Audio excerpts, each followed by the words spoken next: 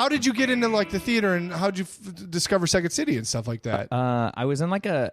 All right, so I still kind of have this quality where I was obsessed with attention when I was a kid, but I acted like I wasn't. You know, like I would, if anyone gave me attention, I was like, no, I don't care. I guess you just love me that much. I don't give a shit. But there was like auditions for this 4th grade play. It was like a school version of The Wizard of Oz. Okay. And they had this like talking Toto, like her dog. There was like a talking version of that for this play, and he was like the comedic relief. And I like went in and like fucking auditioned my heart out for it, you know. Yeah. And then I got it, and I just remember when we were like on stage and I got to say like my first funny line, I was just like, oh, holy shit, I love this, you know? And so then that ended. I had like I cried about it for like forever, you know? I was like, I can't believe that's over. Yeah. And my mom was like looking into places where I could like keep doing like fun, like comedy theater stuff. Your mom's a big advocate for you. Yeah. I think my mom was like a dance teacher and shit, and she like loved theater and all that sort of stuff, but like never really pursued it per se. Like she was a choreographer. And so I think my being into it like was very exciting to her. Yeah. And so she like found the Piven Theater, which is like was run by like Jeremy Piven's parents, Byrne and Joyce Piven. And I went there. I did like 2 classes. It was like improv acting sort of shit, and I loved it. In like 5th, 6th grade or whatever. Yeah, probably. Yeah, end of 4th grade probably. Okay. And then maybe like the summer between 4th and 5th, and then. It was like a little too artsy for my flavor back then, because I still like saw myself as being like cool, even though I was not, and like that doesn't matter. But then I heard about Second City, and I was like, oh, what the fuck is that shit? And then it was like all these like great comedians that I love so much, and I was like, oh yeah, let's do that. So I did like 1 class there.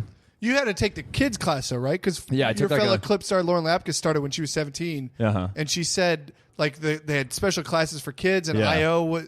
She somehow got into IO because Second City was you had to be a kid. Yeah. There's a whole weird sort of system in place there. But it was basically I took 1 class. Maybe I think I took 2 classes, and then you had the option to but they were like kid classes. Right. You had the option to audition for this thing called the Teen Ensemble or the Youth Ensemble. There's like 2 of them. Yeah. And I got into the Teen Ensemble, which basically meant you met like every Saturday, and like every like 6 weeks or something you did a show, and it was like the coolest. Yeah. And then one of the teachers we had really liked our ensemble, and then started like having us do shows not just at Second City, and we're doing shows like all over, and it was like improv and sketch and stuff. That's amazing. Yeah, and then I did that until I was like 18, and then I went to college. Did you have a proclivity for it? Were you good at it from the get-go, or? That's like the hardest question ever, man. I don't know. Like I want to say I was good at it, and I thought I was good at it, and it felt like I was good at it. But for example, you auditioned for the teen group or whatever, and you got on. Was the pool big or was it small? It was a huge pool. Okay, and I was the youngest person at any point to have been put on it, like my age. There you go. Yeah, so maybe. I'm sure some like young motherfuckers on there now. He's like, 4 years younger than I was or something. But it was a weird thing, and there was like weird sort of like comedy bullying. Like all the older kids called me Rudy because I was like short and chubby and younger than everybody, which kind of sucked. Yeah, and then like as new people were added to the ensemble over and over, like they all still called me Rudy, but no one knew why, and no one knew that it like secretly hurt my feelings, including like the coach and shit who I loved. And I was like, you motherfuckers don't even know. Are people coming to these shows to see kids dude, perform? Absolutely. Really? Yeah, it was crazy stuff.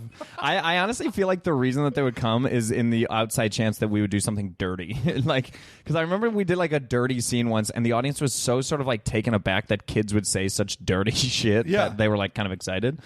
Was it encouraged or was it not? Not encouraged in the administration. I remember actually having like a talk after one of these shows about me going blue, but like I think audiences were sort of like really entertained by it because it was so weird. But like I would imagine if we saw any of the shows that I did back then, they were horrible. With brief moments of not being horrible. Could the audience drink? Was it at Second City? Yeah, it was on the ETC. Wow, that's crazy. Dude. I know, and Joey and I were just in Chicago when I was drinking. Back in your tequila days. Back in my wonderful drinking days. And there's a guy on the ETC now named Eddie Mujica, who Joey knows from Miami.